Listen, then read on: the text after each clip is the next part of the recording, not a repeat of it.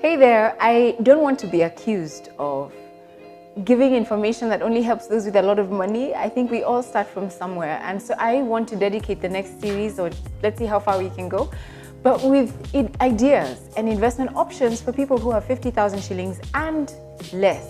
And this will apply to everybody because each and every one of us will have 50,000 shillings or less. So stay tuned and subscribe. This is Rena Hicks, and you're on MoneyWise, where we create, grow, and preserve wealth. So if you have 50,000 shillings or less, one of the things that you can invest in is the stock market. Yes, shares. And a stock market is a place where people come to buy companies that are listed on the exchange or the stock market. And you can buy shares in the company, become a part owner in that company with the aim or the goal of making a capital gain. Or that means buying at a certain price, the price goes up in value, then you sell and you make that gain in the difference in price. Or you earn a dividend every year or every so often that the company issues a dividend once they make a profit. So you have two goals, either the capital gains or the dividends. Now the thing with the stock market is, by the way, even if you have just 3,000 shillings, you can invest in the stock market. The thing about the stock market is in Kenya, the minimum number of shares you need to buy is only 100 shares, just 100. And that 100 will, obviously the value will be dependent on the shares you decide to buy. So if for example, today you decided to buy Kenya Commercial Bank, you would need at least 4,200 shillings. If you want to buy Safaricom, you need 2,500 or thereabouts. If you want to buy KenGen, you only need, how much is that? 8,000 bob. With 8,000 bob, no, that's not true. It's 850 bob. You can buy KenGen because that's 100 shares. It's 8 shillings and 30 cents or thereabouts today. So the point is that you don't need a lot of money. Even with 1,000 shillings, you can invest in the stock market. So don't feel discouraged. The point is to start, and you can just accumulate depending on how often you get the money. The idea is to remain consistent. So you have less than 50,000 shillings out there. There's opportunities for you. I'll talk about one more. The other one perhaps is you want to save towards something bigger, perhaps a bigger investment. You want to buy land that's a little bit more expensive than the 50,000 shillings. Perhaps you need 200,000 shillings. What you do is you invest the money. Don't just keep it in the bank. You can invest your money in something we call a money market fund.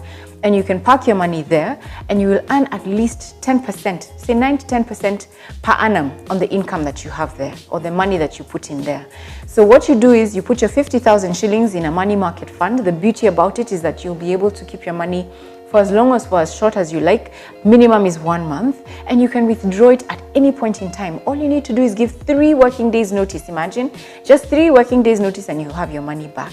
And there's no risk where your principal is concerned. You're guaranteed your principal will remain the same. Interest rates may vary slightly depending on how the economy is doing and what interest rates are like generally. However, you will be able to make some money on the money that you invest. And so the opportunity is to put in, and the minimum is, depending on the company, even 2,000 shillings to put in a money market fund. The idea is to keep accumulating the money and keep putting as much as you can away as possible. And just keep investing. You can even do it via M-Pesa and you will earn more than you would if you just put your money in your bank. Number 3, you can start a business. Imagine, with less than 50,000 shillings, you can buy chicken and you can go into poultry. Start small, start with a few chicken, perhaps layers. You can get layers depending on the size and depending on the quality. 150 bob. Start, getting eggs, sell the eggs and find market to sell your eggs. And it can be anything. Perhaps you're a good photographer, but you work for a company.